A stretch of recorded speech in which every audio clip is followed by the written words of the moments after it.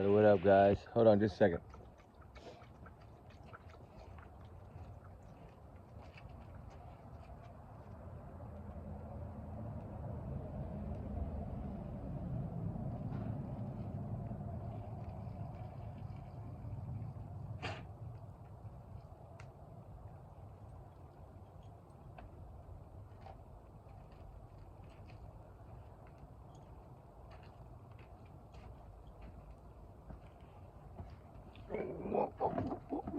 Hey guys, what's up? How y'all doing? I hope good, right? I hope good. Everything going all right? We're just chilling. We just got in a little while ago, got out of the shower, and gonna make us something to eat here in a minute. And we wanted to come on for a little bit and visit with y'all for a minute about some of this stuff, some of these cases, some of this craziness, drama going on, right? Not drama, but you know what I mean. Some of this stuff that's going on around here. And of course, allegedly, in my opinion, this is all my opinion, really. Stop, Ruby. No, down. This is all in my opinion, and I just wanted to say, of course, allegedly, this is all my opinion. This is all my speculation theories. Do your own research. This is not to reflect on the channel. It's just my thoughts, guys. And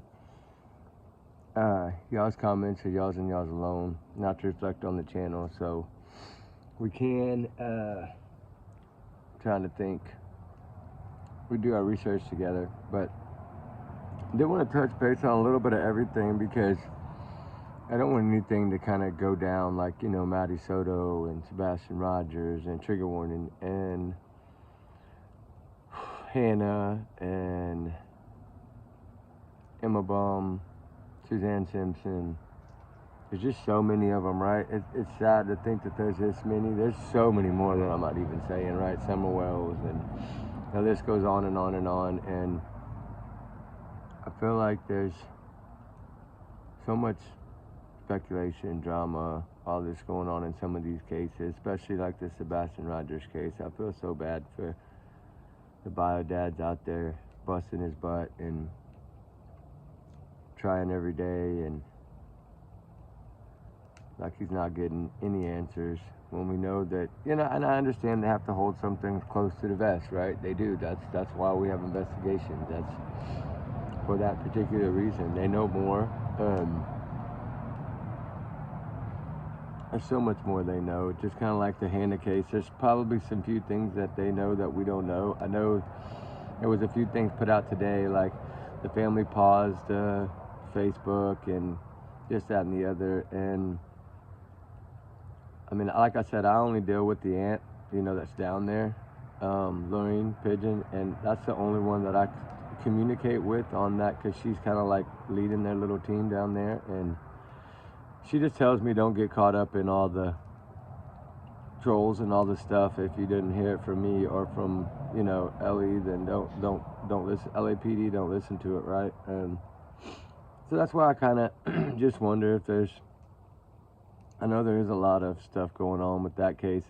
This goes back to the point, the longer they take, the more comes out, right? And the more things start to get flipped and twisted, and we can't lose sight of, you know, we can't allow that to happen. We have to just kind of stay focused, right? And keep our head in the game and keep the prayers up, keep the searches up, because if we stop all that, then what good does it do, right? It's not going to do anything. It's going to stand still, and we can't have it standing still. Whether, I mean, we all know that she evidently had met this person, trigger warning, and these are my thoughts, free speech, right?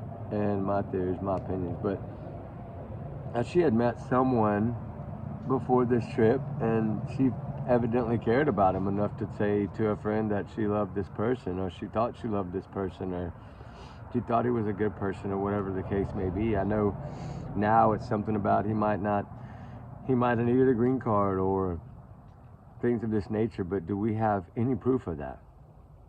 I don't think so. I mean, maybe. I haven't seen it, but I would think the family spokesperson will let me know that. I feel like we just can't allow ourselves to drift down that way, right? Like some of these other cases just are being being tossed around. And I always say that at the very beginning, in the first week, if you don't get some kind of proof or answers or facts, then it's going to start going in like a tornado, right? Because all it takes is one person to say this, and so believes it, and then it goes from one channel to 50 channels, right? And then before you know it, they can swear that it's fact when it's not, you know, and that's the hard part. But I mean, we know that exists in social media. We do know that, guys. And that's what makes it so hard to do it, because when a family is grieving and freaking out and searching every day, that they're focused so much on that they don't have time to communicate with people on a level of, hey, put this out, put this out, put this out. In the beginning, that's how it was, but I understand now they're so focused on, did she take a train north, south? There's so many other things. Is she in San Francisco, or is she at the beach, or, you know, where can it possibly be, or is she still downtown? I think the last thing I heard was that they're still wanting to keep the search downtown. So you gotta remember, there's a lot of places to go in that state, right? There's so much vast area, and there's so many things packed into one little area that it's like New York in a way. Like downtown is like so many different like apartments and buildings and condos and rentals, and it's just like so much that how do you, I mean, you can't, you know, you can't go door to door, right? Because it's just not logical. Like nobody's going to answer the doors like that, which it would be nice if they would, and everybody would come out and be like, oh, nobody's here, nobody's here. That would make searches so much easier. But you know, people are home at different times of day, and you can't just do that because that's violating people's privacy. And that's why it comes down to, you need some kind of solid evidence to say, okay, we know she got on this train, we know she stopped here and got off on this train. Okay, well then we know, okay, this area, let's try it, and let's check all the other trains, make sure she didn't jump on another train 5 miles down the road, or 10 miles down the road, or 15 miles down the road, and then bounce train to train, and you know, them moving her or something like that, and end up in a total different place. That's the whole thing, is they had too many days, because from the 11th to 13th, 14th, somewhere around in there, I think, before the missing person was filed, you know, that's 2 or 3 days. That's a long time. 48, 72 hours that you could have been out of the city altogether, right? Like, that's the thing. We just don't know. And we don't know what we don't know. So we have to, hopefully a tip or something will come in. That's why I say tip lines are so important. Of spreading awareness, putting the faces out there is so important, and we have to do that. Even if it's 3-minute videos or 10-minute videos or 1-minute videos, just get the face out there, get the pictures out there, right? So that people will keep it fresh in their mind. Kind of like what they're doing with Sebastin Rogers' case. They're keeping it out there fresh every day. I mean, there's so many videos coming out a day or every couple of days. Like, they know now, right? They know that this kid, like, you know, pretty much, this is like pretty much globally right now, it feels like. You know, it's like worldwide, it seems like. But, and that's wonderful. That's what every case needs. And that's how children are found and brought home safe, whether they're 31 or 15 or 5 or 1. I mean, that's kind of how you do it. Hey. What is it? What is it? What is it? What is it? What is it? What is it? Oh, yeah. Okay, down. I'm almost done. Stop, please. And she gets all excited. She thinks she's going to go somewhere now. But we just have to focus. You know, like, that's what I say on this case. You got to be careful.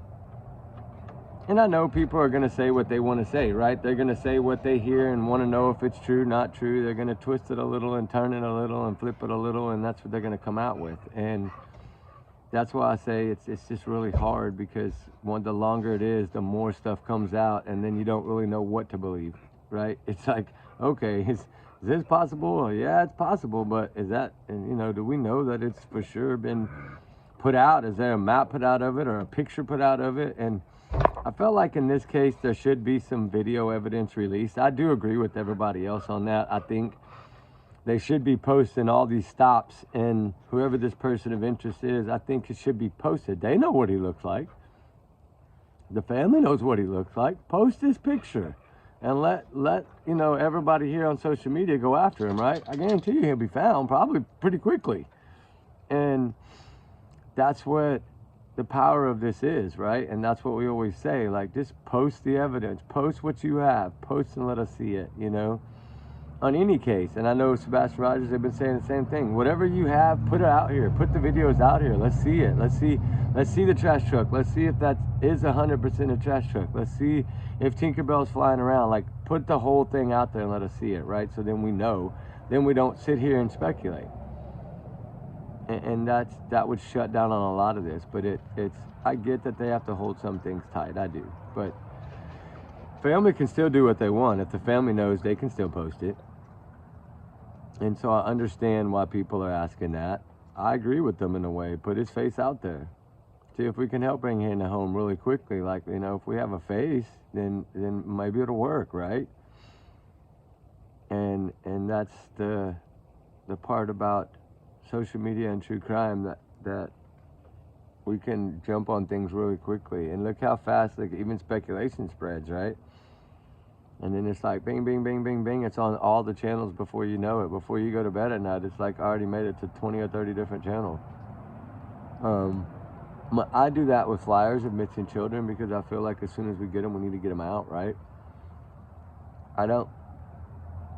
It's just hard to know, like, to see video evidence. Of course, if we see it, then yes, we can talk about it, we can bring it up, we can screenshot it, we can post it, we can do whatever we need to do with that if we have some of it, but we don't have any. And then I know this new stuff that came out, I don't know if it's been vetted or not. That's why I really said, y'all go check it out on the Sebastin case, because, trigger warning, I haven't seen where, you know, Mr. Craddock or TBI or anybody's come out and said, yes, this is the guys, this is what they look like, this is what they're wearing, this is their height, this is their weight, like hair color. I haven't seen any of that. So it's too hard to say if that's been vetted like that. And it possibly could be, I don't know. But, you know, it leaves people guessing, it leaves people speculating. And that's what causes so much of this stuff and makes it really hard. Like, and some of these cases, it just makes it really hard. And that's why these missing children cases, usually it's only a flyer, the last thing they were seen wearing, the area they were seen in, right? We get all the hard facts in those, right? And that's why we can jump on it so quickly and spread it so quickly and try to get out there immediately and try to see if we can find them. And that's what I like about as far as when they do the flyers on missing children. Yes, I think it needs to be a little faster, but that's just my opinion, guys. I mean, I'm sure they're doing the best they can to get it out, but if we need some kind of thing that'll just ping it, right? You just post a picture and then post everything and it puts it out and sends it out everywhere. That would be nice. Especially like for counties and states, like spread it across that whole state in a few minutes. Social media is that powerful. So that would help a lot of these cases, I believe. Especially in the very beginning, the first 10, 20, 30 hours, that would really, really help. And whether it's a runaway or a missing person, you know, it would help a lot to do that. But, you know, I just feel like kind of in the Summer Wells case, like I know a lot of people are on that. I haven't done a whole lot on it. You know, I've seen some of the pictures, I've seen some of the interviews. Y'all know my opinion on that. I feel like it was mom and grandma. That's my opinion. That's my thought. That's my free speech, right? I do feel like it was mom and grandma. I really do. I feel like something happened. I feel like it was most likely an accident. I do. And I think that poor baby was left in that car. That's what I think. But, I mean, it's just until they can get that right piece of the puzzle, we might not ever know until then. Because if they were going to crack or break, they would have done it by now, I would think. It goes, you know, that's what it shows you. There wasn't as much craziness going on like there is in, of course, the Sebastin case where, you know, people, they weren't jumping on, I don't believe they were jumping on and, you know, impersonating different people and doing different things and taunting people, right? I don't believe they were doing that, you know. I look at it as when he was doing that, he was taunting people. Not only was he picking on people with disabilities, he was taunting people, like saying, I'm better than y'all, like y'all never figure this out, right? That's what I get from it. I'm sorry, that's just my opinion, but that's what I get from it. And I feel like there's always meaning behind everything that you do, and whether it's for the good or for the bad, there's always meaning in it. And that's what I try to break down and understand things, and understand what was said and why it was said and what could be the reason it was said, and what, you know, what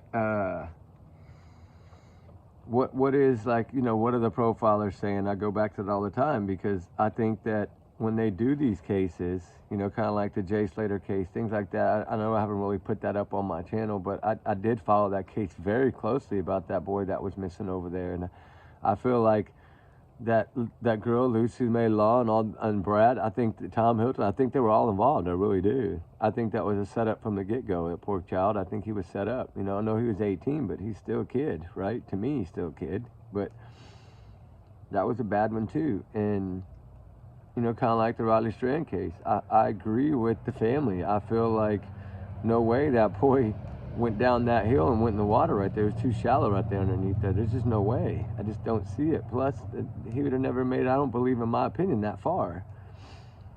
And so that's another sad story that I think needs more attention and needs to be dug into more. But whether it will be, we don't know. You know, once they close them, they're quick to close them, right? And then try to just let everything die down. And I know they can only work with what they're given, but I felt like the Riley Strand case, as big as it was, should have been looked at way better. But we get that. The state like that, that's how they are in that state. Look how many are missing in that state, or look how many are not investigated in that state, right? There's just so many. And it's not to judge them in a bad way. It's just to say maybe they're understaffed, maybe they're shorthanded. I don't know what it may be, but I don't live there, so I don't know. But I know that there's a whole lot of craziness going on, especially in the Kingsport area, you know, where Layla Centinellos and all these other children, 5 or 6 of these Maggies and Alexas, and they're all like missing in that area. And that's really, really scary. There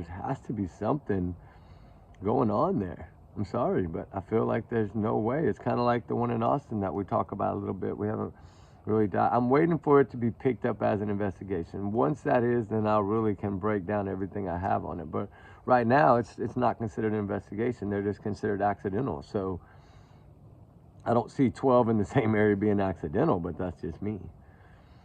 I feel that y'all feel the same way as me on that, most of y'all. And some of y'all might not. I get it. Everybody's entitled to their own opinions. And I do, you know, understand that part of it. But I also feel that like there's got to be something more to that case, right? Like there just has to be, right? There has to be. It's just too many. And then like that one in New Mexico, what was it, a couple of weeks ago, that they found 20 different people, they thought, or whatever, remains of different, you know, trigger warning, and it turned out to be not the woman they thought it was. So where's that poor woman, you know?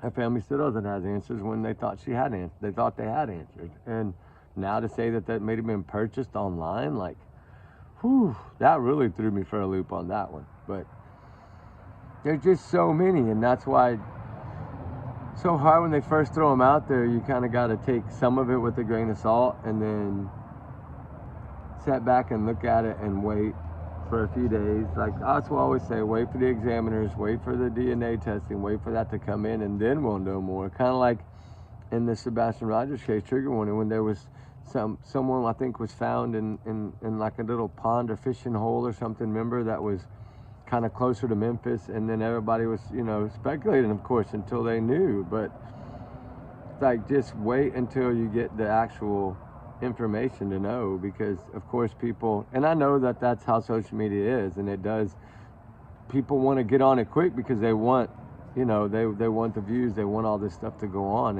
and a lot of people do this for a living, and it's, I'm sure it's tough when you do this for a living. Thank God I don't have to do this for a living, but it might be different, I don't know. But I just feel that there's so much in the true crime world that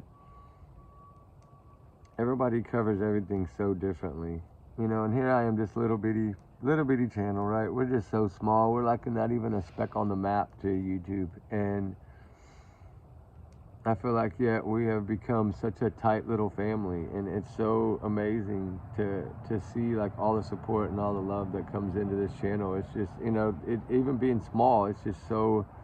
And I like, you know, commenting to all y'all and replying to all y'all, and I love y'all's comments, and it does help in situations like the little Jacob case. Bless his heart, my condolences to the family again, but that I was out in the field. I didn't know that was even going on, and thank God for one of y'all. Like, I was able to get it, and then, because I think everybody deserves to the awareness, right? To be put out there for awareness, unless, of course, they feel differently about it. Like, if their family's like, no, no, no, no, no, well, then, of course, you have to respect that. But, and I think that's part of the lines that get crossed sometimes is, I think that's what happened today in the Hannah case. I think that was paused for a reason. I think they were just so heartbroken about all the trolls and all the stuff and people trying to flip it on them because it's taken so long to find her, right? I just look at it as, if she wanted to go missing, then why would she have sent the messages of, I feel like I love this person, he tricked me, they took all my money, they stole my identity. Like, I don't think those messages would have came out, right? I think it would have been more like, just, hey, just leave me alone. Not to grab attention. They weren't after grabbing attention. My God, they're from Hawaii. I mean, that's one of the most beautiful places on earth. So, I mean, that's such a spiritual island, and it's just beautiful there. Like, I don't think that that's what this was about at all. And I could be wrong. I really could be, guys. And if I am, I am. I'll be the first to say I'm wrong. But I feel like there's something more to this. I feel like this is something that, I feel like this poor woman was tricked. I really do. I don't think she would have put that out. I really don't. But then again, you know, if it had been a teenager or a child, yes, you can say maybe differently. But a 31-year-old with her head on her shoulders and her first gig coming up in New York, I just don't see this happening. And maybe she did miss that flight unwillingly. Maybe she didn't. How are we to know if she did? Did she call someone and say, hey, I'm not getting on the dang plane? I mean, I don't think that happened. And it may have, but I don't see anything. I haven't heard anything from the aunt that she just didn't want to get on the plane. So, and what's up with the money transfers and things? Like, it just doesn't add up to say that it's not, to say that it's, oh, it's just a hoax. Like, I don't believe that. And I know hoaxes do happen. I mean, there's been a few I know of, but I don't think this is in that aspect. I really don't, because why would she give all her money away? How would she live? There'd be no way for her to live. Like, if you want her to go on the run with nothing, I mean, that don't make sense. But I don't know. I just don't get it. I don't understand how people can be so heartless, you know, and flip things around when they don't know. And I get it. They do it for the clicks and the views, but it's just sad. Like, cover it for what it is. Like, until we hear that she's no longer a missing case, like she's found or she's brought home to her family, or they've talked to her and communicated with her and they know she's okay, like, let's not do all that, right? Just keep it real. This is somebody's heart. This is a family's hearts that are on the line. They've lost a father. They've lost a family member. Like, I just don't get it. I don't get it. And it kind of makes me upset sometimes, but I just don't get it. And I might never get it. Might not. But I feel that so many of these cases have taken so long to get anything at all. Like, it's just, I just don't understand how in some of these cases there's zero evidence or zero clues. Like, it's not like there was a boat 100 miles offshore and somebody jumped out and they were never found. Like that, I could understand if there was nothing, right? The boat sinks, whatever, there's nothing, right? But that's not what's happening in these cases. And then why, in the Sebastin case, was just now brought up about these individuals at some roadhouse or wherever? Like, why wasn't this brought up 9 months ago? Like, it doesn't, are people just trying to pull something out of the air, or is this actual happen? Did this really happen? Are these people really people of interest? And if they are, then Ellie needs to put them out and say height, weight, size, color, hair, age, like everything. Like, come on and give us the dang answers that we need so we can start digging for these people, right? Like, we need to be able to dig for them. Like, That's how like social media is. Like the power of social media is can be a really wonderful tool, right? If you use it in the right way. And that's why I didn't get it. Like, why is it like just, and I know that somebody said, I think I got a comment that somebody had said this was talked about like a few weeks or a month ago. But why all of a sudden just now is it becoming a big, huge thing, right? And that's what I didn't understand about it. And that's why I was kind of like, I didn't want to come out and say anything on it. Hey, heel. No, ma'am. I think it's a possum. Yeah, it is. But I think it's a baby and a mama possum. That's so cute. Leave them alone. They're not hurting you.